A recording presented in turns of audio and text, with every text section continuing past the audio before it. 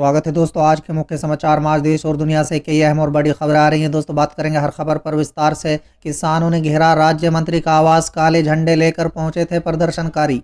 वहीं दोस्तों अगली बड़ी खबर में आपको बताएंगे क्या गिर जाएगी हरियाणा की खट्टर सरकार, इस्तीफे को लेकर दुष्यंत चौटाला ने कही बड़ी बात। वहीं दोस्तों अगली बड़ी खबर में आपको बताएंगे वार्ता में शामिल है कृषि कानूनों को रद्द करना, सरकार के न्योते के जवाब में किसान नेताओं ने दिया जवाब। किसानों को 18,000 करोड़ रुपए देने के बाद भी उड़ेंगे प्रधानमंत्री के होश, बताएंगे वजह। वहीं दोस्तों अगली बड़ी खबर में आपको बताएंगे एनसीपी का आरोप, चुनाव देखते ही किसानों को पैसा बांटने लगते हैं पीएम मोदी।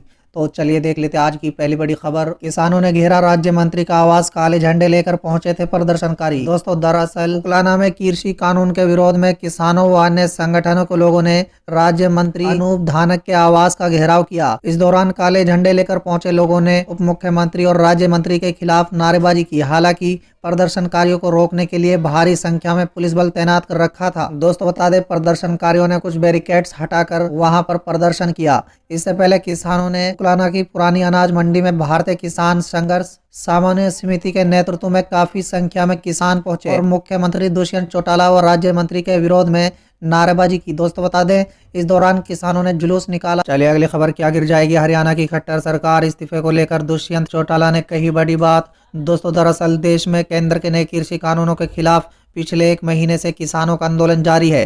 किसान कई बार हरियाणा के उप मुख्यमंत्री और जननायक जनता पार्टी का अध्यक्ष दुष्यंत चौटाला पर इस्तीफा देने का दबाव बना चुके हैं। दोस्तों बता दें इसी बीच अब दुष्यंत चौटाला ने अपने इस्तीफे को लेकर बड़ी बात कही है। दोस्तों बता दें दुष्यंत चौटाला ने कहा है कि जिस दिन उन्हें लगेगा कि वो हरियाणा में न्यूनतम समर्थन मूल्य सुनिश्चित करने में नाकाम रहे हैं, उस दिन पद से इस्तीफा दे देंगे। राज्य में खट्टर सरकार जजपा के समर्थन से चल रही है। दोस्तों बता दें दुष्यंत चौटाला ने कहा है कि केंद्र के नए कृषि कानूनों में कई संशोधनों की जरूरत है। साथ ही उन्होंने प्रदर्शन कर रहे किसानों से ठोस सुझाव देने का अनुरोध किया है। दोस्तों बता दें उप मुख्यमंत्री ने कहा है कि मेरा मानना है कि कानूनों में कई संशोधन होने चाहिए। इस पर हमने केंद्र सरकार को पहले कई सुझाव दिए हैं और वो भी कई सुझावों पर सहमत थे। मेरे ख्याल से केंद्र सरकार उन संशोधनों को शामिल करने के लिए तैयार है। साथ ही मुख्यमंत्री ने कहा है कि अगर किसानों को लगता है कानूनों में और संशोधन या बदलाव की जरूरत है तो मैं बातचीत के लिए तैयार हूं। चलिए अगली खबर, वार्ता में शामिल है कृषि कानूनों को रद्द करना, सरकार के न्योते के जवाब में किसान नेताओं ने कहा। दोस्तों दरअसल केंद्र सरकार की पेशकश को लगभग ठुकराते हुए किसान संगठनों ने गुरुवार को कहा है कि बातचीत बहाल करने के लिए सरकार पहले वार्ता के एजेंडे में 3 नए कृषि कानूनों को रद्द करने की बात शामिल करे। हालांकि केंद्र के पत्र पर चर्चा के लिए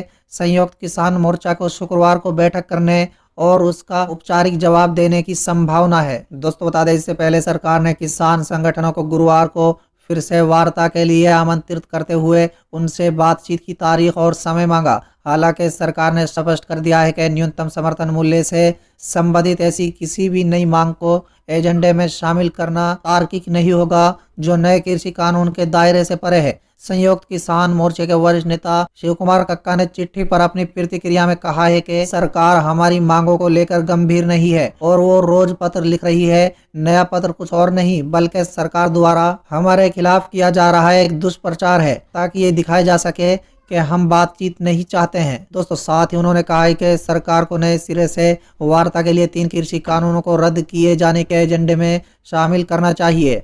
चलिए अगली खबर, किसानों को 18,000 करोड़ रुपए देने के बाद भी उड़ेंगे प्रधानमंत्री के होश। जी हाँ दोस्तों बता दें भारत में हो रहे किसान आंदोलन की आवाज अब अमेरिका तक पहुंच चुकी है। दोस्तों बता दें कनाडा के प्रधानमंत्री के बाद अब अमेरिका के सांसदों ने भी किसान आंदोलन को लेकर अपनी प्रतिक्रिया दी है।